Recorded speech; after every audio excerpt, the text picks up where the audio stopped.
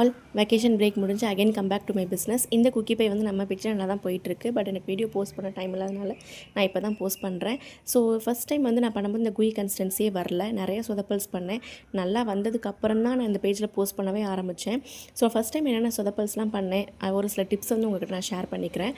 So first வந்து நான் டோவை வந்து ஃப்ரிட்ஜில் செட் பண்ணவே இல்லை. அப்படியே யூஸ் பண்ண ஆரம்பித்தேன். எனக்கு கரெக்டான கன்சிஸ்டன்சி வரல.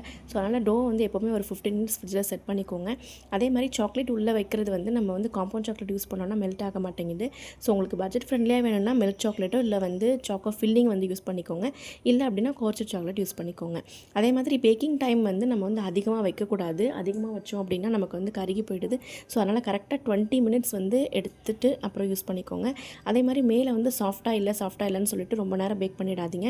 நமக்கு எப்படி குக்கிடோ வந்து மேலே சாஃப்டாக இருக்கும், அதுக்கப்புறம் நம்ம வெளியில் எடுத்தோன்னே கிறிஸ்பி ஆகிடுமோ, அதே மாதிரி இதுவும் கொஞ்சம் சாஃப்டாக இருக்கும்போது எடுத்துருங்க. வெளியில் வச்சதுக்கப்புறம் கிறிஸ்பி ஆகிடும்.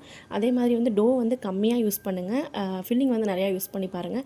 அந்த மாதிரி யூஸ் பண்ணால் உங்களுக்கு கரெக்டாக இருக்கும். ஸோ இந்த மாதிரி triple chocolates plus milk chocolates அப்புறம் நட்டெல்லா இது எல்லாமே வந்து நம்மக்கிட்ட அவைலபிளாக இருக்குது. உங்களுக்கு வேணால் ஆர்டர் ப்ளேஸ் பண்ணிக்கோங்க. இந்த பேஜை ஃபாலோ பண்ணிக்கோங்க. தேங்க்யூ, பாய்.